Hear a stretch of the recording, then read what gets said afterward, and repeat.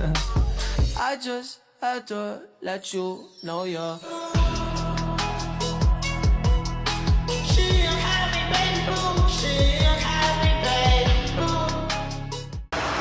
Baiklah teman-teman, kita masuk pada materi yang pertama, yaitu kenapa sih pentingnya kita harus belajar tentang sejarah korupsi di Indonesia. Belajar sejarah korupsi di Indonesia dapat membantu kita memahami dan mengetahui bahwa korupsi bukan masalah yang muncul tiba-tiba, melainkan sudah berkembang sejak lama dan dipengaruhi oleh berbagai faktor, yaitu seperti sistem pemerintahan, budaya, dan kondisi politik. Dengan mengetahui perjalanan tersebut, kita bisa melihat mengapa korupsi sulit diberantas dan tidak lagi menganggap hal tersebut sebagai hal yang wajar. Selain itu, sejarah juga menunjukkan bahwa pemerintah telah melakukan berbagai upaya untuk memberantas korupsi, seperti pembentukan Komisi Pemberantasan Korupsi dan kebijakan seperti Peraturan Presiden Nomor 87 Tahun 2016. Dari sini kita bisa menilai bersama kebijakan yang efektif dan mana yang masih perlu diperbaiki. Baiklah, kita masuk pada materi yang kedua, yaitu masa Orde Lama. Pada masa Orde Lama, berbagai kelembagaan anti korupsi dibentuk, yaitu yang pertama ada Badan Koordinator Penilik Harta Benda yang dibentuk pada tahun 1958. Yang kedua ada Badan Pengawas Kegiatan Aparatur Negara yang dibentuk pada tahun 1959.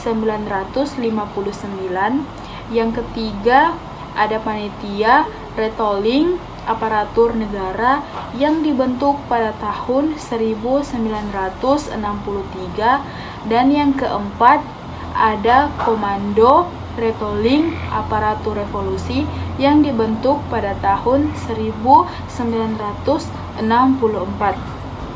Kelembagaan tersebut hadir silih berganti yang satu dengan yang lainnya dalam mengatasi dan memberantas korupsi di Indonesia. Namun, kelembagaan tersebut tidak bertahan lama dikarenakan yang pertama, tidak adanya kebijakan turunan atau bisa juga disebut dengan kebijakan derivasi yang menjamin agen pelaksanaannya dapat melaksanakan tugas dengan baik. Yang kedua, ada resistensi dari pejabat negara yang diindikasi melakukan korupsi dengan menolak keras memberikan daftar kekayaannya kepada Paran. Yang ketiga, tidak adanya keterkaitan langsung antara sistem administrasi publik dengan strategi pemberantasan korupsi. Yang terakhir, tidak adanya keseriusan dan komitmen yang kuat dari negara untuk menjalankan pemberantasan korupsi di Indonesia, khususnya dari pejabat negaranya. Baiklah, kita masuk pada materi yang ketiga, yaitu era Orde Baru. Pada era Orde Baru dimulai dengan ditandainya pidato Soeharto saat beliau menjadi presiden di depan DPR dan MPR. Isi dalam pidato tersebut, beliau sempat mengatakan bahwa akan memberantas korupsi sampai pada akarnya. Pada tanggal 16 Agustus 1967. Pada saat yang sama dibentuk berbagai kelembagaan anti korupsi. Yang pertama ada Tim Pemberantasan Korupsi yang dibentuk pada tahun 1967. Yang kedua ada Komisi 4 yang dibentuk pada tahun 1970. Yang ketiga ada Komisi Penertiban yang dibentuk pada tahun 1977. Dan yang keempat ada Tim Pemberantasan Korupsi Generasi Kedua 1982. Baiklah, kita masuk pada materi yang terakhir, yaitu era reformasi.